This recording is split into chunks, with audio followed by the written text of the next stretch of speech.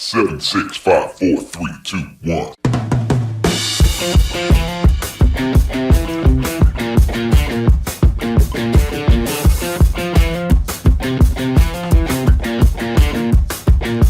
Hi, and welcome to the Marketing Essentials podcast.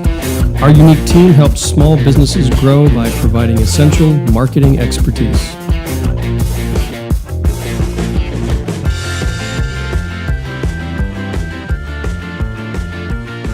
Hello and welcome to the Marketing Essentials podcast. My name is W.Parmentier. I'm the owner of W.Parmentier Photography. I'm Justin Kerr of Justin Kerr Design. I'm Alicia Piazza with Custom Marketing Solutions. And today we have special guest John Lapointe from Lapointe Insurance. Thanks for having me. Well, thanks for coming. Justin, why don't you tell us what the podcast topic is today? Well, today we'll be talking to John Lapointe about being an agent of change in a family insurance business. See what I did there? Yeah. Yeah, that was pretty slick. All right. So, thanks for having me. This is gonna be fun. Yeah. So when you introduce yourself to people, John, do you say, I'm an agent? No, I probably should start doing that. Maybe You should, yeah. do a Men in Black kind of thing. I was Yeah. going to say those cool dark glasses. Yeah. Would be all set to go. I would just start off with tell us a little bit about yourself and your family's business and maybe a little bit about how you got involved. Sure. So, I work for my family's business, Lapointe Insurance. We're a family agency. My grandfather started the business in 1960, and I'm now in the third generation of family to be in the business. It's really been quite a journey since I've joined. It's only been 2 years, but it's been I feel like we've gone from point A to point B at 1,000,000 miles an hour, and it's been a lot of fun. We're just trying to keep up and bring a lot of new things to the table, which has been a lot of fun for me because it's a family business, and I definitely take some pride in it. And I think it's been great for the whole business in general. We're bringing a lot of new things to the table, and everybody's seemed to taken it in stride, and we've really seen some great results from it too, which is awesome. Did you know from when you were young, like, okay, this is what I'm going to be doing? Or No. No, I don't think anybody grows up and says, I think I want to be an insurance guy, even if it's in your family. It's just one of those things. Like you hear NFL players or like celebrities, and the common thing that they'll say is, "Well, if I wasn't doing this, I'd be selling insurance." Like it's a bad thing, But personally, I never envisioned myself getting into the business. It had always been around me growing up. My dad had owned the business, and it had been something that I was very familiar with from a young age, but I definitely didn't see myself getting involved in it until after my first job out of school. I worked at Mass General Hospital, had a great job there. I worked in the development office, which is fundraising. Sure. And I found that fundraising was a lot like sales. I had a portfolio of donors to the hospital, and I wanted to keep a good relationship with them and try and encourage them to give more to the hospital. But it's a really tough sell because you're not giving them anything in return. You're just asking for money. So here's a lot of nothing. Yeah, and then you said, "Why don't I try politics?" Yeah. That's a good point. But it was So I got a great deal of experience from that job, and really I thought it was a great first job and world-class organization, Mass General Hospital. But after doing it for a couple years, I realized I think I'd be good at doing sales. It'd be great if I could offer something in return too.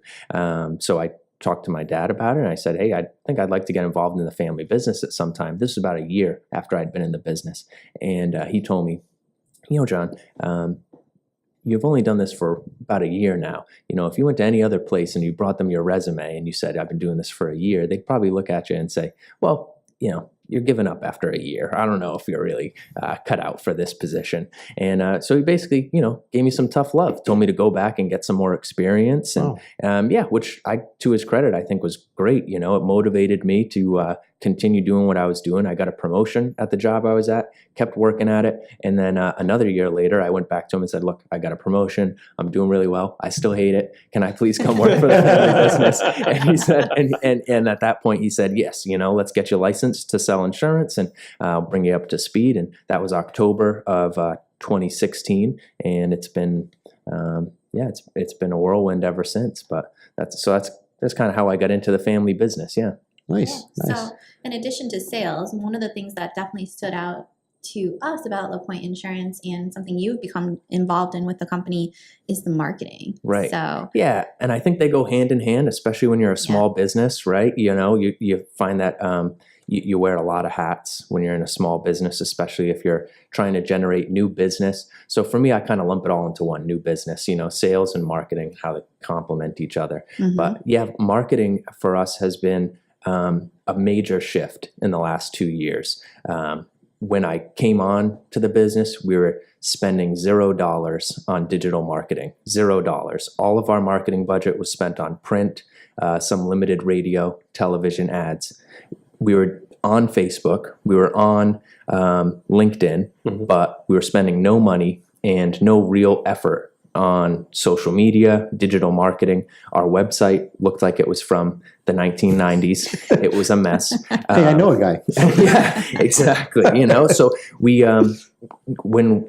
when I came in, those are the things that stood out to me right away. I was like, as a consumer, a millennial, and they kept talking about this, right? My dad and my aunt and everybody trying to generate more business and grow the agency. We kept talking about, how do we reach millennials? And I'm like, get on social media, get online, right? Yeah. And the perfect example I used was we didn't even have our Google listings were inaccurate. Really? So if you tried to search Lapointe Insurance, our address would show up 3 blocks down, and it would be the old address, and it was a mess. So we cleaned it up, and so first things first was get our Google listings straightened out, right? And then we had to let's generate some reviews, right? Because that's what I was trying to convey is I don't buy anything without reading the reviews first. I don't even go to a restaurant without reading the reviews first. All I do is, search up restaurants in Providence, and, when I'm deciding what to do on a Friday night, and I look for something that has 4 stars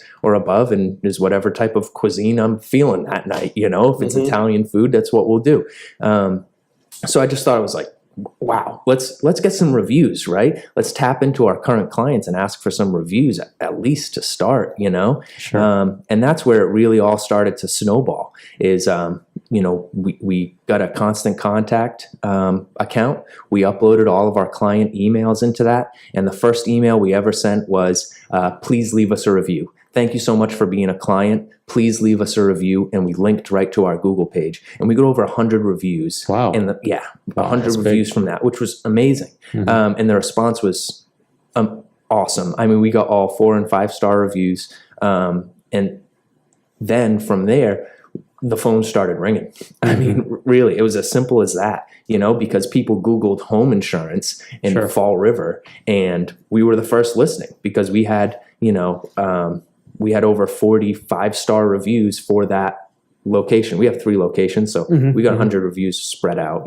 but so it was just amazing, That's just a simple change you made. You didn't go through this whole big social media campaign. Nothing. It was a small change. Extremely simple. Asking people to give their feedback on their experience with your company, and I think for us, we had the benefit of having a database of clients who had worked with us for years and had a good experience, and it was just a matter of asking them to leave that review. But for other companies that maybe don't have that luxury of a lot of people to leave reviews, just start somewhere. I mean, you have some clients, if you're a business, just ask them to leave a review, and typically they will.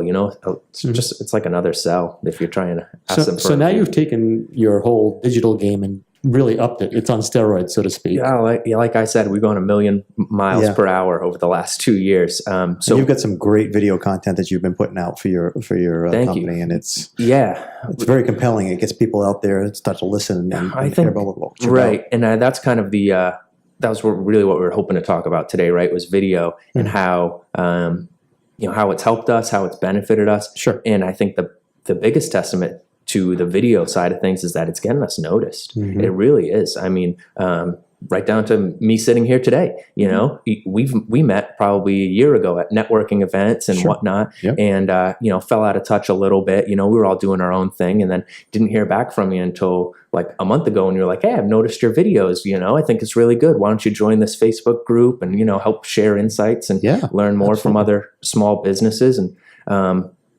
you know, it's crazy. You know, that the video just keeps you in front of people in a way that other social media posts don't. It's so much more personal, and it also is a lot more shareable and relatable. And I think one of the things that I like about what you're doing is you're not afraid to take chances. Like I saw a video you had put out maybe a couple months ago now, where you had done an appreciation picnic for some of your customers. Right. And you had somebody come in with a drone, and you were doing all these things. And I'm like, this is an insurance company. They're doing drone work. Oh yeah, exactly. And I think that it's just, why not? You know, why not? Because I think the amount that and I told you, we originally, when we started, we were spending no money on digital and all of our money on print and whatnot. Well, we flip-flopped that. And now we're spending all of our money on digital, and we're spending no money on print. So no print at all? No. Wow. No. You know, we just completely cold turkey switched, you know, flipped the switch. And now we have a little bit of money to spend on,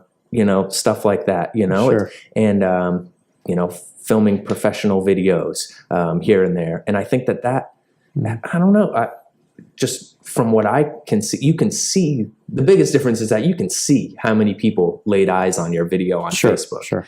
You have no way of knowing how many people read your ad in, you know, the little magazine that's in the dentist's office. Yeah, you may know what their readership is, but you have no idea who actually opened it and looked at it. Right, exactly. I mean, you get real-time engagement. If people ask questions, you can answer it right there. And that's on top of the analytics of, you know, this was the click-through rate, this was the impressions, the reach, etc. Exactly. And on top of that, if somebody else shares it, now you've got your reach even that much further out than you would have just from an ad, you know? Yeah, exactly. So what can you share with the listeners a little bit about the types of videos you do and why you chose those types of videos? Yeah, so we've done a number of types of videos. You know, right now, probably the most successful and ones that we're being most consistent with are interview style videos. Yes.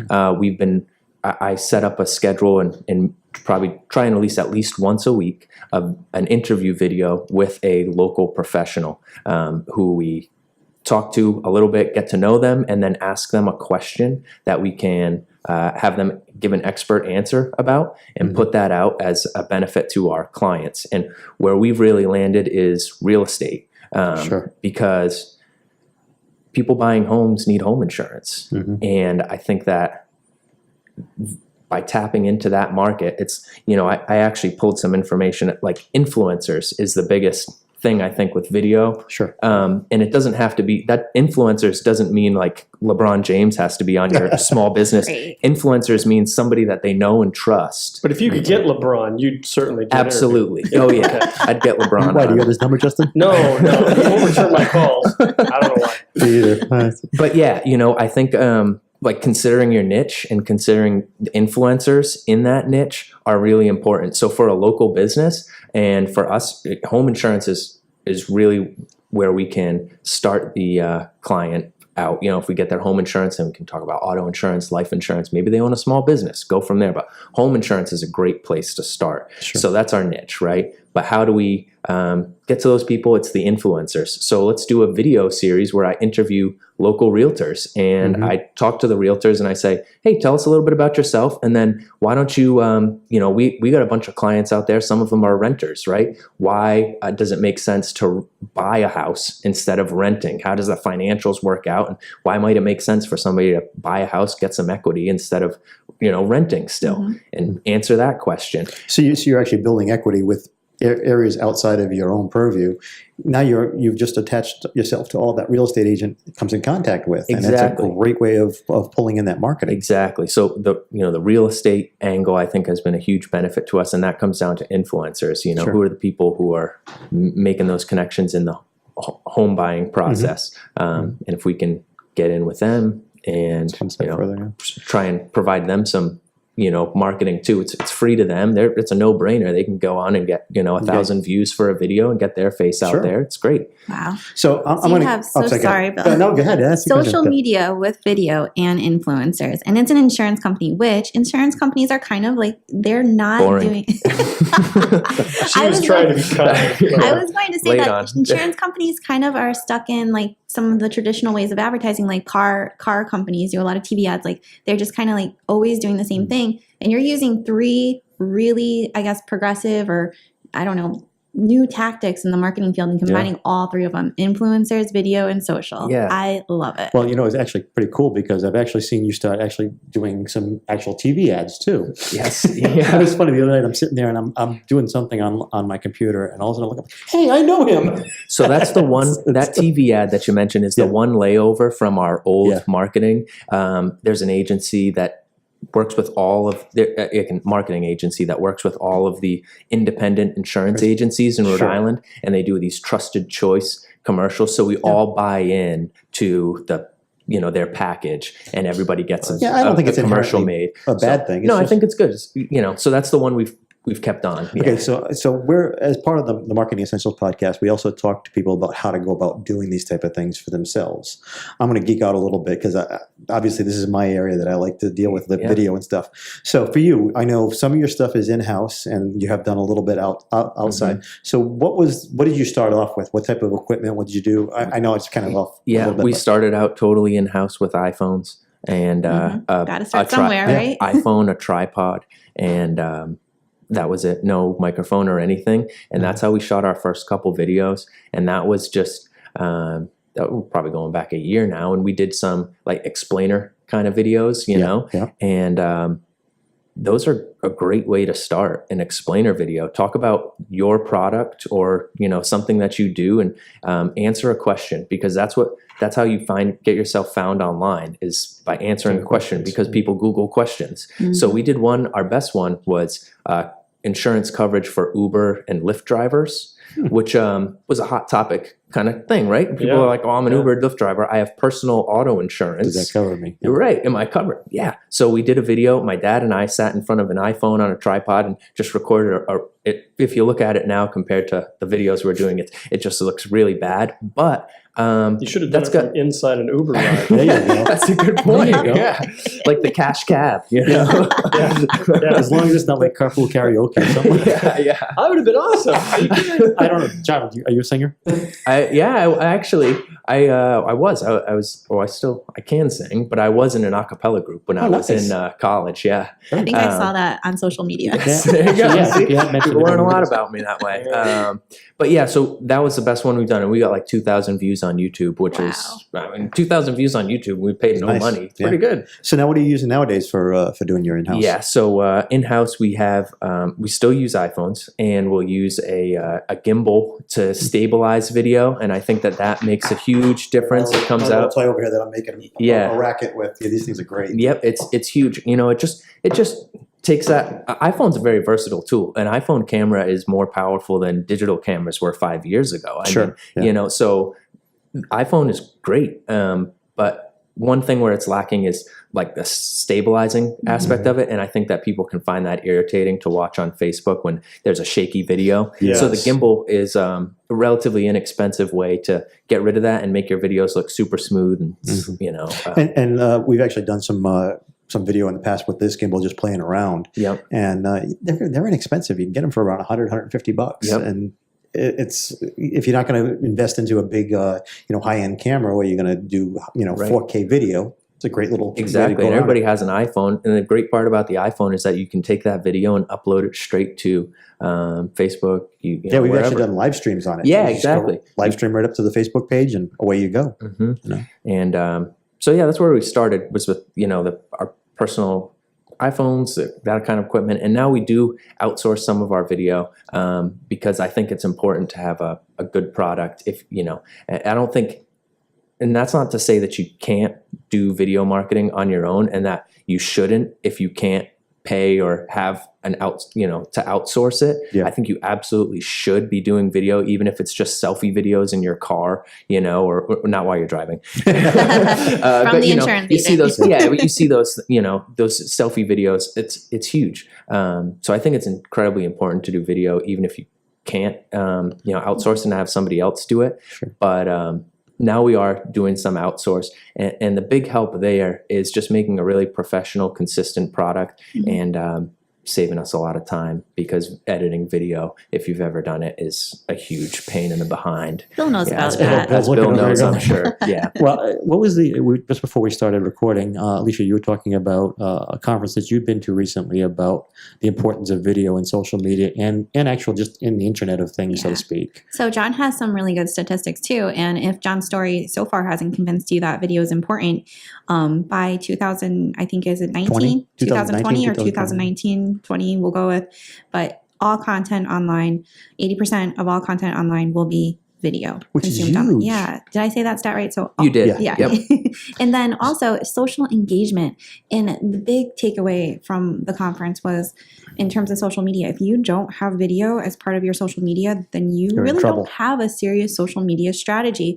And I believe the statistic for that was that video over static images and just regular posts has some type of it's about 1,200% more Exactly. engagement I'm or looking at shares. the same thing here. 1,200%. Yep. Like, Well, come on, exactly. guys. And now's the time. If we all know that by 2020, 80% of everything online is going to be video, now's the time to get into that, to set yourself apart Right. from those who are, a year from now are going to go, oh, I should have been on this already. Mhm. Yeah. So that gives you time to set yourself apart, build up a stable of good videos to have.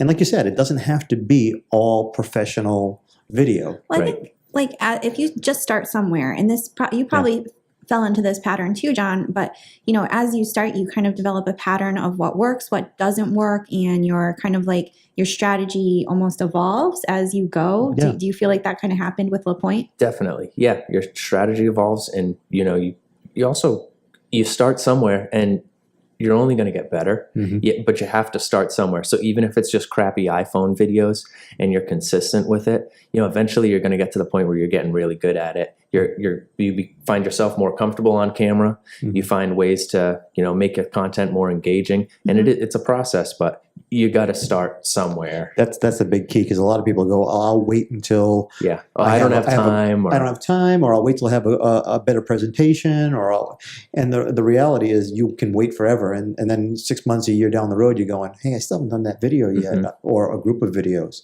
Yeah. And explainer videos that you were talking about a few minutes ago is a great gateway, kind of get into it. Yeah. You just take a simple question and explain to your clients or your potential clients why they need to know that question. Exactly. Just the same way that you would if somebody called you up on the phone or came to a meeting and said, hey, Bill, what should I do for this type of photography? Or I have some product photography I need help with. What should how should we line this up? And Exactly. you just answer the question. I think just an explainer video is a great way to start. The other one that we did, which I think is great, is a meet the team video. Just kind of an introduction to everybody in your office. This is if you have more than one people in your office. Yeah, mine would be very quick. but that's great too. Even just an introductory video for your website, right? If you said, "Hey, I'm W.Parmentier, and this is what I do," that's huge. So we have a meet the team video for everybody on our staff, and I think that was a great way to feature everybody on our staff, kind of promote the faces of who we are, because I think the people really do make a difference. And I just think it was also a great way to see, who enjoyed being on camera, Sure. who liked that, who was good at it and wanted to do more For of future, it. yeah. Yeah, exactly. Now, a cool thing that I noticed, now I've watched a lot of your videos because I like seeing these kind of things. Thanks. He's your biggest fan. I am. Thank you, I'm Bill. a I fan. really appreciate I'm a it. fanboy. What can I say? No, but all kidding aside, I love the fact that you took some personal aspects of each of your workers and put that in it, whether it's a photo or something that they enjoyed doing. And so often as business owners, we forget that there's a personal side to this. We want people to connect. Justin, you've talked about connecting emotionally. Mhm. That's a big part of it. So when you can put a face to a business and then you say, oh, that person likes water skiing or whatever. I like that too. Let me go talk to them. It gives you that little in before you even get started. I think that's a great part of what you do with your videos. I agree because, in the insurance business, there's dozens and dozens of insurance agencies out there just in this area, and you're all pretty competitive.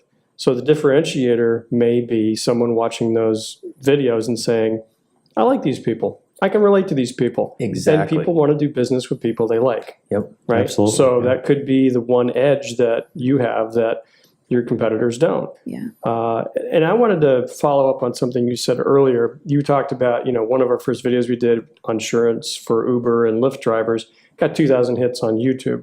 So as you've done these videos, and I'm sure you guys are tracking your analytics, what would you say in regards to, what has been the response in general to your videos?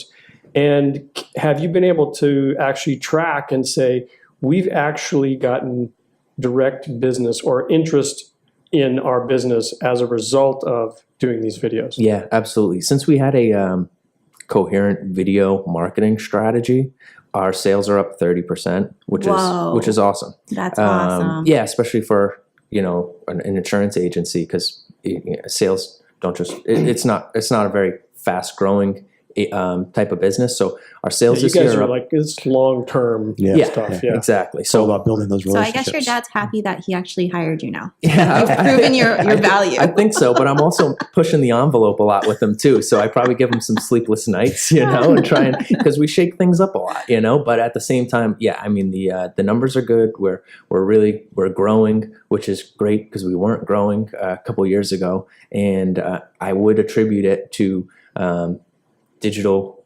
marketing. I think that's probably the biggest factor, along with just having somebody like be out there too. You can't take away the sales piece of it too, right? Like Alicia, we started the conversation off with. I think that digital marketing is so important, but you still have to be out there too, going to networking events, calling on your target market, trying to reach out to those people too, because you could have the best digital marketing in the world, but if somebody's never met you in person, they're probably still not going to do business with you, Right. But on the flip side, if somebody does meet you in person and now they're going online and researching your business and they see these stellar reviews, they see that you have a user-friendly website and you have video that shares like a personal side of your business, that just seals the deal. Absolutely. Yeah. Sure. And I think that's really big. It's, I go to like a real estate networking event and I meet a bunch of realtors in person. And then a week later, they see a video of me with a realtor that they know, who's, somebody that they trust and think is a good person. And that all of a sudden strengthens the relationship. They're Sure. liking and commenting on my video that they never would have liked or commented on before, because I met them in person, and vice versa, because that content's actually out there. So they saw you again. Sure, so that's a piece of your marketing is the networking on top of the video. Yeah, I think on top it's so important to be out there too, and just like doing a good job also, you could be the best digital marketer in the world, but if you're shitty at what you actually do, you're not gonna, You don't it's have the still not- product behind it. You have to have something You got to behind follow this. through. You need gotta some follow substance. Yeah, Right. exactly. Right. And I want to thank you for being the first person to give Marketing Essentials team a review. You're on our welcome. Facebook You was, page. We got yeah. a nice 5-star review from John. I think it's incredibly important to give people reviews too, not just ask for reviews, Sure. but give reviews, because that is just a huge testimonial. That is almost like a referral, because somebody Right. searches for it and they see that 5-star review. It's going to make a difference. Absolutely. It might not. One 5-star review might not move the needle that much, But 10 would. absolutely. Yeah. It's definitely a part of the whole marketing landscape. I mean, a couple weekends ago, my wife and I did a little getaway out on the Cape. We stayed at this wonderful little bed and breakfast, Nice. and they treated us just tremendously. And 2 days after, the day I got home, I got an email from them saying, "Thank you so much for staying with us. We're really glad that you were our guests." Next day, I got another email saying, "Would you mind giving us a TripAdvisor review?" And say, no problem. It took me like 3 minutes to do. I wrote a little review. And then as soon as they got that, they sent a reply saying, thank you for giving us a TripAdvisor review. That's a key that you just hit on, is replying to somebody when they give you the review too, because that makes it that much more valid. Yeah, absolutely. And one of the things that we started doing with our reviews too, even, is that we take the text from it and put it into kind of like a little picture, showcasing it. We throw it up on Facebook. Nice. So not only are we thanking them for the review, but we're showcasing it and saying, so-and-so, we really appreciate it. And by the way, here's the spotlight. I'm sorry, I kind of jumped over you when you were talking, though. No, that's fine. Was there something about that whole experience with them that jumped at you? Well, no, I really appreciated, the follow-up, the follow-up to the visit, and then asking for a review. And because we'd had such a good experience, and this is, to your point, it's like, hey, you can be the best marketer in the world, but if you don't deliver on your service or your product, it will make a bit of difference. Right. So from start to finish, they were a great experience. So I had no problem giving them a review, and then they thanked me for the review. Which is great. So, when I go back to that part of the Cape, you can guarantee that I'm going to be staying there, and I'm going to tell everybody, sure, this is the place to stay. Yeah, it strengthened the relationship for you, right? Absolutely. And I think... and even though it cost me a mortgage payment to stay there, it was still a wonderful experience. And that's the kind of advertising you can't buy. Right. You can't buy a good review. I mean, maybe you can. Maybe there's somebody out there. I think there's some law against buying reviews. You can, but it's a little shady. Unethical. Yeah, you can get in trouble for that, actually. But I'll Google. So do you think we've covered enough, or should we invite John for another half an hour worth of podcast? Oh, he's always welcome back to share his success with digital marketing. And is there anything that you want to share, John, that we didn't get to yet, or pointers you want to give, or? I would pointers: use video, use social media. If you're not on social media, Facebook, Instagram, whatever now, get on it. Yeah. And if you can afford to spend some money on ads, do it, because the organic reach of your posts eventually dwindles down. It's just right now it's the best way to get in front of people and get the most bang for your buck. Right. I think 10 years from now, we're going to look back on Facebook marketing and be like, I can't believe how inexpensive Facebook marketing used to be. People are going to be paying 10 times as much now for what you can get and the amount of reach you can get on Facebook. And we're going to look back and be like, why didn't I get in sooner? Yep. That's just like now your father, your company has the advantage of having you in-house doing their marketing for them. And that's a tremendous asset.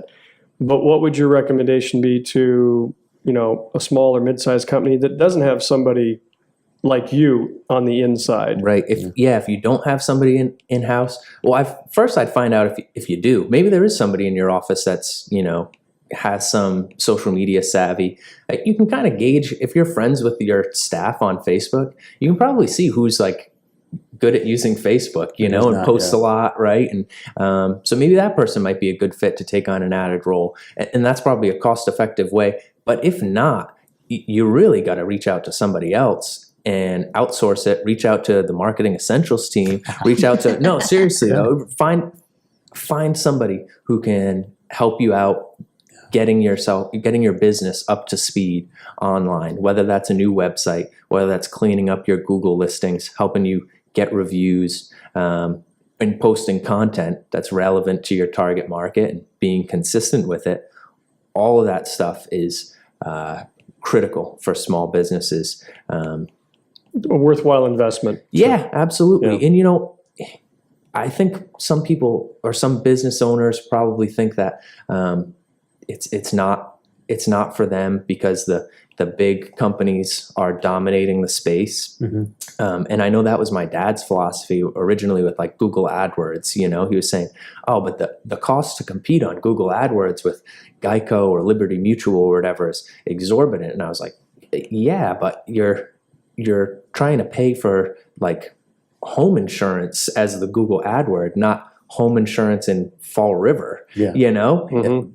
Liberty Mutual is not spending any money on that. Yeah, They're trying to spend money on the big, giant searches. So find the small things. And that same philosophy, I think, goes for Facebook. Like Facebook is actually very local and can be targeted locally as a small business. That's where our real advantage is to the big companies out there. Sure. Right. Well, it's the long tail effect. Exactly. You like find, long tail keyword, right? Right. You find your niche, you find your audience, and you market directly to them. And a lot of a little is a lot. Sure. Right. Sure. So before we end up for the day, for the podcast, I want to give you 1 minute just to kind of tell us how we can reach out to you guys if somebody's looking at getting homeowners insurance, auto insurance. Awesome. Whatever. Yeah, thanks. Best way to reach us is go to our website, www.lapointe, LAPOINTEINS.com. There's plenty of calls to action on there, ways to get a hold of us. Give us a phone call, send us an email, or there's contact forms in there where you can submit for a quote. You could also call me directly. I'm happy to take any calls from people who want to talk about insurance. Not every day do people want to talk about insurance, so it makes my day. My number's 508-642-5558. Give me a call, shoot me a text anytime. I'm happy to help you.